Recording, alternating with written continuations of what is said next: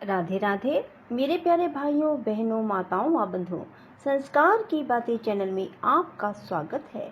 बंधुओं, आज मैं आपको सुनाने जा रही हूँ बैसाख मास महात्म की कथा का 22वां अध्याय। बंधुओं, जिसे सुनने मात्र से भगवान श्री हरि की कृपा आप पर बरसने लगेगी।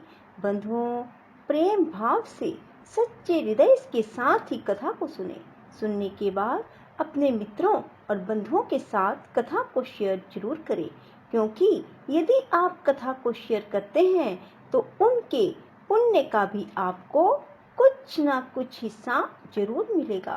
बंधुओं, यदि आपने हमारे YouTube चैनल संस्कार की बातें अब तक सब्सक्राइब नहीं किया तो जरूर करें और बेल आइकन दबाना ना भूलें, ताकि आपको हमारी आने वाली सभी वीडियोस की जानकारी सबसे पहले हो सके। बंधुओं, वीडियो को पूरी सुनने के बाद कमेंट बॉक्स में जय विष्णु भगवान जरूर लिखें। बोलो विष्णु भगवान की जय हो। मैथिल कहने लगे, बैसाख मास में कौन कौन सी तिथियां अत्यंत पुण्यकारक हैं, उनमें क्या क्या दान करना चाहिए और किसने इनको प्रख्यात किया। तब श्रुतिदेव कहने लगे, बैसाख मास की सब तिथियां अत्यंत उत्तम हैं। प्रत्येक तिथियों में किया गया दान कई गुना फल देने वाला है। संपूर्ण तीर्थ करने से जो फल प्राप्त होता है, वैसा ही फल एक एक तिथि में स्नान, दान, तप, होम, पूजन आदि से प्राप्त होता है। कथा श्रवण करने से तत्काल मुक्ति मिलती है। रोगी तथा पीड़ित भी इस कथा के श्रवण से कृतकृत्य हो जाते हैं। जो कोई बिना स्नान, दान इन दिनों को व्यतीत करता है, उसको गोवध, कृतघ्न, पितृघाती तथा आत्मघात का पाप लगता है। जल स्वाधीन है तथा शरीर भी स्वाधीन है, फिर स्नान में संकोच क्यों किया जाए। दरिद्री, धनवान, लंगड़ा, लूला, अंधा, नपुंसक, विधवा स्त्री, बालक, वृद्ध, युवा सभी को बैसाख मास का स्नान जरूर करना चाहिए। बैसाख उक्त धर्म सुख से साधने के योग्य है, जिससे अधिक और कुछ शुभ नहीं है। जो कोई नीच इन सुलभ धर्मों का पालन नहीं करता, उनको नरक का भागी होना पड़ता है, इसमें कोई संदेह नहीं। जैसे दही को मथ कर मक्खन निकाला जाता है, वैसे ही इस मास की तिथियों को अलग अलग बताता हूँ। चैत्र के महीने से जब मेष की संक्रांति हो, तब पापों के नाश करने वाली अमावस्या को कई गया जी करने का फल मिलता है। मैं नरक और पितरों का एक पुराना इतिहास कहता हूँ। जब पृथ्वी में सावर्णी मनवंतर का राज्य था, 30वें कलयुग के अंत में जब सारे धर्म नष्ट हो गए, उस समय आनर्त देश में धर्मवरन नाम का एक ब्राह्मण हुआ। उसने इस घोर कलयुग में मनुष्यों को पापों में रत देखा। सब मनुष्य अपने वरन धर्मों से हीन हो गए। तब एक दिन वह ब्राह्मण महात्माओं के सत्र यज्ञ देखने के लिए पुष्कर क्षेत्र गया। वहां पर ऋषि मुनि शास्त्र अनुकूल पुण्य कथाओं का श्रवण कर रहे थे। कोई कोई कलयुग की प्रशंसा भी कर रहे थे। कहते थे, सतयुग में भगवान एक वर्ष भर की तपस्या से प्रसन्न होते थे, जो त्रेता में एक मास और द्वापर में एक पक्ष में, परंतु कलयुग में उससे 10 गुना फल भगवान के स्मरण मात्र से ही हो जाता है।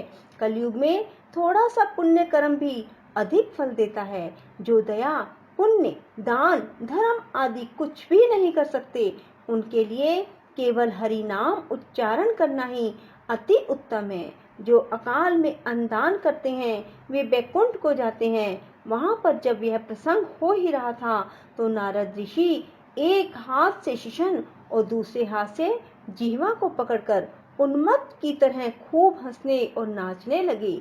सबने आश्चर्य से पूछा, नारद जी, इसका क्या कारण है। नारद जी ने उसी अवस्था में उत्तर दिया कि निसंदेह कलयुग प्रशंसनीय है, क्योंकि इसमें केशव भगवान स्मरण मात्र से ही प्रसन्न हो जाते हैं। तब भी मैं तुमसे कहता हूँ कि शिशन, इंद्रिय और जीवा को वश में करना अति कठिन है।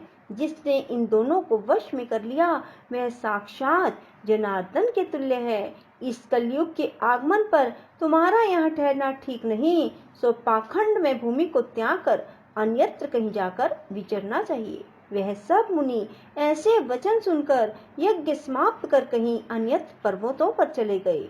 धर्म वर्ण भी यह सुन नैष्ठिक ब्रह्मचर्य व्रत धारण कर, छाल के वस्त्र पहन, कमंडल हाथ में ले, जटा बढ़ाकर कलयुग के अनाचारों को देखने लगे कि संपूर्ण मनुष्य जाति घोर पापों में लगी हुई है। ब्राह्मण, सन्यासी, शूद्र सभी पाखंडी हो गए हैं। पत्नी पति से विरोध करती है, पुत्र पिता से, सेवक स्वामी से, गुरु शिष्य से द्वेष कर रहे हैं। सब ब्राह्मण शूद्रवत हो गए हैं। वेद कहानी मात्र रह गए हैं। वेद विरुद्ध कर्म करना साधारण बात हो गई है। भूत पिशाच आदि प्रेत आदि की पूजा सब करते हैं। संपूर्ण मनुष्य कुकर्मों में लगे हैं। कुकर्मों में प्राण तक त्याग देते हैं। झूठी गवाही देते हैं।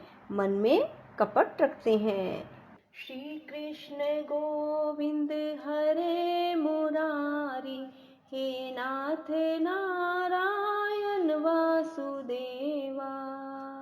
श्री कृष्ण गोविंद हरे मुरारी, हे नाथ नारायण वासुदेवा। श्री कृष्ण गोविंद हरे मुरारी, हे नाथ नारायण वासुदेवा। श्री कृष्ण गोविंद हरे मुरारी, हे नाथ नारायण वासुदेवा।